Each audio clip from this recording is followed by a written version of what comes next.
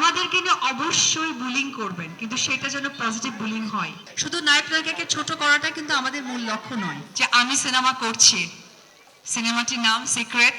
আজকে সাংবাদিকদেরকে বলছি, অন্যরকম একটা ভালো লাগা থেকে, কারণ সবসময় ক্যামেরার পাই, ক্যামেরার মানুষদেরকে পাই, তারা কিন্তু জিজ্ঞেস আপনি সিনেমা কবে আসবে, কোন সিনেমা করছেন। তা আসলে আজকে প্রশ্নটাই এইরকম যে আমি সিনেমা করছি, সিনেমাটির নাম সিক্রেট। আমার সাথে দুজন সুদর্শন নায়ক কাজ করছেন। অলরেডি যে নায়ক আপনাদের কাছে পরীক্ষিত এবং প্রত্যেকটা ফেস্টিভ ডেতেই তার ব্লকবাস্টার সিনেমাগুলো আসে।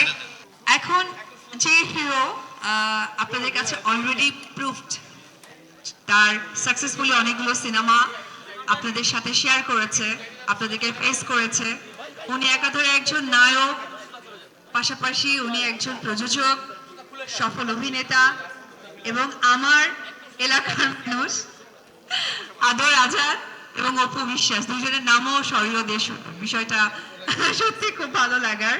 সো সেটা আমার জন্য অনেক পরম একটি পাওয়া, কারণ আমি আবার দীর্ঘ 2 বছর পর একটি সিনেমা করতে যাচ্ছি।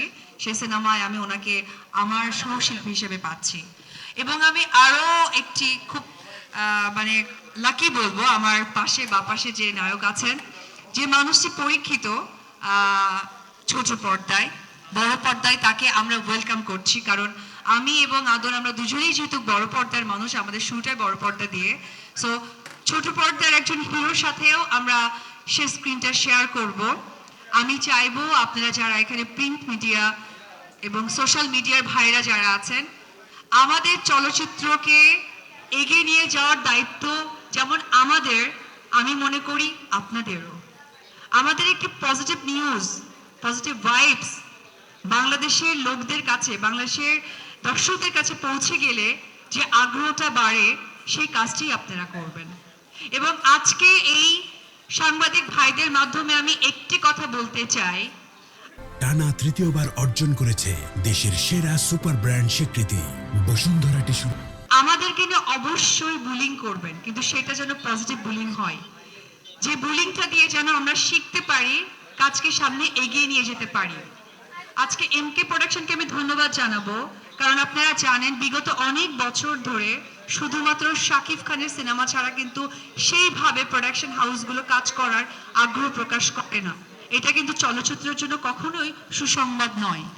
তো সে যেহেতু চিন্তা করেছে, তাকে ইন্সপায়ার করার দায়িত্ব আমাদের প্রত্যেকটা মানুষের।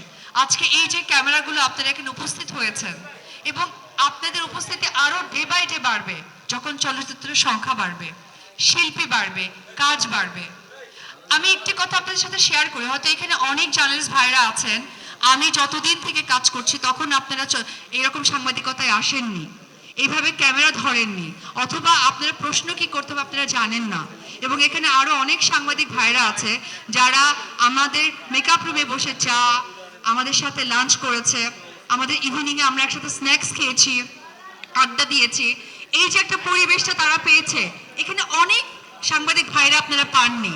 তো আমার কাছে মনে হয় যারা এই ধরনের ভালো লাগার সময়গুলো আপনারা পাননি বা শেয়ার করতে আসেননি, তাদেরকে পার্সোনালি আমি অনুরোধ করে বলবো যে চলচ্চিত্রের সুন্দর একটা সুসংবাদ যখন আপনারা সোশ্যাল মিডিয়াতে দেবেন, মানুষের কাছে একটা গুড ভাইবস তৈরি হবে, একটা প্রোডাকশন বাড়বে, প্রোডাকশন কাজের জায়গাটা বেড়ে যাবে। শুধু নায়ক নায়িকাকে ছোট করাটা কিন্তু আমাদের মূল লক্ষ্য নয়।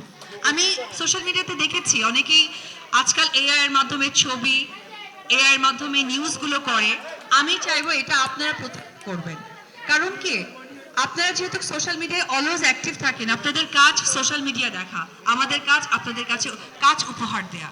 সো এই কাজটা আপনারা, আমরা এক পরিবার, আমাদের এই যে ইন্ডাস্ট্রি এগিয়ে যাচ্ছে, এই সহযোগিতাপূর্ণ জায়গা থেকে অবশ্যই আমাদেরকে নিয়ে যখনই কোনো ব্যাড কমেন্ট, ব্যাড নিউজ আসবে এবং মুখরোচক কিছু আমার থ্রু করবে যেটা ইন্ডাস্ট্রির জন্য খারাপ হবে, আপনারা ভাইয়েরা হয়ে আমাদের চলচ্চিত্রের মানুষ হয়ে নিজ দায়িত্বে এটাকে প্রতিহত করবেন এবং দর্শকদের কাছে আমাদের ভালো সুসংবাদ পৌঁছে দিবেন।